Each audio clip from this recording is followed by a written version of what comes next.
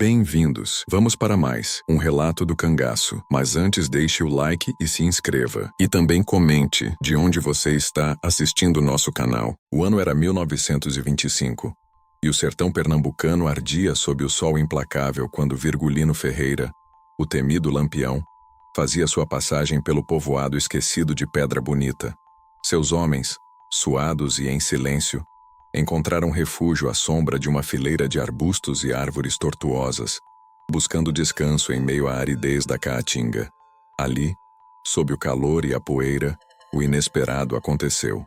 Um garoto franzino de talvez uns 10 anos aproximou-se do grupo sem hesitação, caminhando em direção ao chefe dos cangaceiros, reconhecível à distância pelos óculos escuros redondos e postura altiva. "O senhor é Lampião?", disse o menino sem medo. "Dizem que é o justiceiro do sertão, vim pedir sua ajuda." Lampião o olhou com um misto de curiosidade e desconfiança. "E o que houve contigo, menino?" A voz infantil tremeu. "Meu irmãozinho sumiu. Ele é só um bebê, tem 5 meses. E não é o primeiro. Outros 2 já desapareceram. Depois encontraram os corpos com farofa, galinha preta, vela vermelha e cachaça. Dizem que foi coisa de macumba." O ambiente pesou. Mesmo os cangaceiros, acostumados com a brutalidade da vida no cangaço, sentiram um calafrio. Lampião fechou o semblante. "Você tá me dizendo que tem gente por aqui fazendo feitiço com criança?" O menino assentiu. Contou que seu pai, o senhor Julião, havia procurado o sargento do povoado, mas este alegou não ter tempo para investigar desaparecimento de filho de pobre. E concluiu: "Se meu pai soubesse que o senhor estava por perto, tinha vindo falar direto com o senhor." Lampião não hesitou. Ordenou que o menino os guiasse até sua casa. O garoto, sem pestanejar, liderou o grupo até uma pequena moradia de barro batido e telhado de palha. Ao chegarem, o cangaceiro cumprimentou o pai do garoto com firmeza. "Boa tarde, seu Julião. Me diga o que está acontecendo por essas bandas." Visivelmente abalado, Julião confirmou a história. Seu filho de 5 meses desaparecera enquanto ele e a esposa tentavam desatolar uma vaca no barreiro. "Alguém entrou e levou meu menino. E por aqui dizem que tem gente fazendo feitiço com criança. Já apareceu menino na escusa com farofa e vela dentro da barriga. Eu e minha mulher tamo quase doido." A menção à crueldade daqueles rituais mexeu com Lampião. Embora fosse temido por sua violência, o rei do cangaço carregava um código de honra peculiar. Criança era sagrada. Sangue inocente, para ele, não se justificava nem sob o peso do ódio.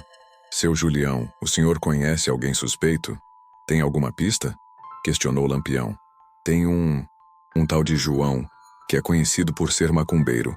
Diz que a da linha branca só faz o bem. Mas eu não boto fé. Fuma charuto, joga baralho, bebe cachaça. Quando ganha, ri feito o próprio capeta." Lampião então traçou seu plano. Recolheu seus homens e se escondeu no fundo de um sítio amigo. Mandou 2 cabras disfarçados se misturarem ao povo e encontrarem o tal João. Não foi difícil. O homem foi achado na bodega de seu Mário, rindo alto, agarrado no baralho e rodeado de desocupados. Confirmada sua identidade, os espiões retornaram e avisaram ao chefe.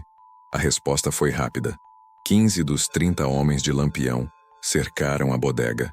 Em minutos, o silêncio foi substituído pelo estalo das botas e o brilho das armas. Todos dentro do recinto congelaram ao ver o rei do cangaço adentrar, ladeado de cangaceiros. "Aqui nessa terra tá acontecendo uma coisa que me dá nojo só de pensar. Fui procurado por uma família que perdeu o filho. Dizem que crianças estão sumindo e aparecendo mortas envoltas em feitiçarias. Alguém aqui vai falar. Senão eu sangro um por um." A ameaça não era apenas retórica. Um dos presentes tentou se identificar como soldado, mas nem terminou a frase. Lampião puxou o parabelo e estourou-lhe os miolos ali mesmo, tingindo o chão de vermelho. O terror se espalhou como pólvora. A mira então se voltou para João. O homem tremia. Negou o envolvimento. Afirmou ser apenas um praticante da linha branca. Mas Lampião não se convenceu. "Tu conhece quem mexe com isso, não conhece? Me diz quem são, ou vou começar cortando tuas orelhas." A tensão que se seguiu era insuportável. As prostitutas na bodega choravam. Os outros homens suavam frio. E quando Lampião ergueu a peixeira, uma das mulheres gritou: "Não faz isso, Lampião. Ele vai falar." E ele falou. Com a voz embargada, revelou que havia 3 macumbeiros que faziam os rituais: Jairão, um negro alto e de meia idade; Betim, um galego; e Serjão, um moreno jovem. Disse que moravam na fazenda Serrote Preto, onde mantinham um terreiro, local de oferendas, sacrifícios e pactos. Eles pegam criança pequena, já vi. Eu juro que vi. Mas eles disseram que se eu falasse, eu morria. Eu não quero morrer. Com o coração endurecido e o sangue fervendo, Lampião marchou com 20 de seus homens até as proximidades do lugar amaldiçoado, a famigerada fazenda Serrote Preto. João, agora prisioneiro, ia à frente, amarrado e vigiado, guiando o grupo pelas trilhas secas e esburacadas do sertão. Ao longe, o céu começava a escurecer, não apenas pelo fim da tarde, mas como se as próprias nuvens sentissem o peso do que estava prestes a acontecer.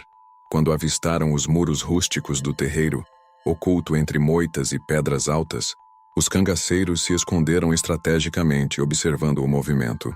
Havia estátuas grotescas espalhadas por todos os cantos, figuras com chifres, olhos esbugalhados e dentes afiados. Aos olhos de qualquer cristão, eram representações do próprio inferno. Gritos abafados, cânticos e tambores podiam ser ouvidos do centro do terreiro, onde cerca de 30 pessoas participavam de uma cerimônia macabra. Entre elas estavam os 3 homens citados: Jairão, Betim e Serjão, os supostos líderes do culto. Lampião cerrou os olhos, enojado. Ordenou que os cabras se posicionassem. De arma em punho, ele irrompeu o portão acompanhado de seus homens, e o caos se instalou. Todo mundo pro chão. Os chefes desse antro de desgraça pro lado direito. Jairão, Betim e Serjão, amarrado. O resto joga no chão tudo que tiver de valor. Anel, dinheiro, faca, até a alma se tiver vendida. O medo paralisava os corpos. Alguns tentaram resistir, mas logo se renderam diante da mira dos parabelos apontados. Um dos cangaceiros recolhia tudo em um grande saco de couro. Alianças, colares, carteiras recheadas de notas sujas, moedas antigas e até pequenos objetos ritualísticos. Em seguida, formaram um corredor humano. Todos os participantes do culto foram obrigados a passar por ele, sendo espancados com varas, tapas e pontapés.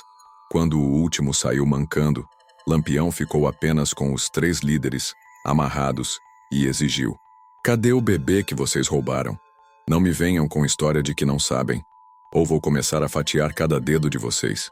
O silêncio era uma sentença.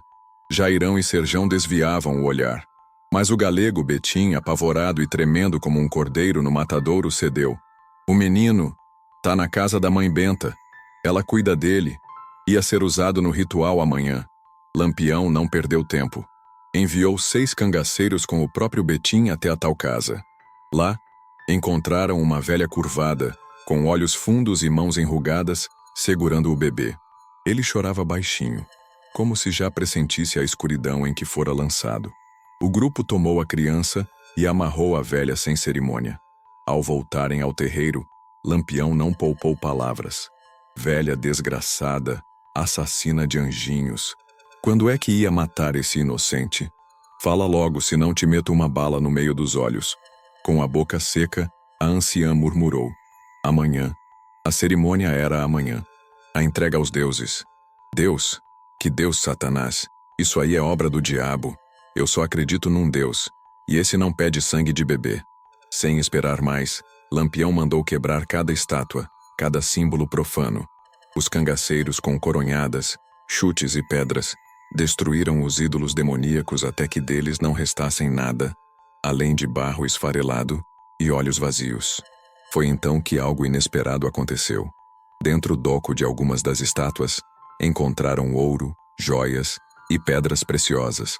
Era como se cada oferenda ao maligno tivesse sido paga em sangue e moeda. Lampião segurou um punhado de pedras reluzentes e disse, com um sorriso torto: "Olha só, esses desgraçados ainda estavam ricos. Cambada, hoje foi dia de justiça e de recompensa." Mas a justiça dele não havia terminado. Organizou um tribunal improvisado. Ordenou que todos os envolvidos na seita comparecessem diante de seu julgamento final. Quero saber quem matou os 2 meninos no ano passado. Quem participou vai apanhar, mas vive. Quem mentir, morre. Agora escolham. Falo com os vivos ou com os cadáveres. A ameaça cortou o ar. A velha, agora sem forças, tremeu e entregou. Foi o Serjão e o Jairão. Eles que prepararam os pequenos para as oferendas. Eu vi. Não quero morrer por causa desses diabos. Betinho, o galego, também se defendeu. Eu sou de grau diferente. Não podia nem encostar nas oferendas. Meu papel era só lavar cavalo e cozinhar. Diante do silêncio dos acusados principais, Lampião não teve dúvidas. Mandou amarrar Serjão e Jairão em uma árvore e formou um pelotão de fuzilamento. Os tiros ecoaram pelo sertão como uma sentença dos céus. Os corpos tombaram e o chão absorveu mais um pecado do mundo. Após o estrondo seco dos tiros, o silêncio que se seguiu parecia ainda mais brutal que a execução. Nem o vento ousava soprar entre as folhas retorcidas do mato ralo. Os corpos de Serjão e Jairão jaziam imóveis, banhados pelo sangue que escorria lentamente, misturando-se à terra seca. Lampião, impassível, encarava os cadáveres como quem observa a justiça se concretizar com as próprias mãos. Mas ele ainda não havia terminado. Virou-se para os restantes, os cúmplices que, mesmo sem ter puxado a faca ou acendido a vela da oferenda, permitiram que a maldade florescesse naquele solo amaldiçoado. Mãe Benta, a velha feiticeira, tentava se arrastar para longe, gemendo baixo como um animal ferido. Você, velha coroca, pode até não ter matado, mas cuidou, alimentou e preparou o menino para morrer.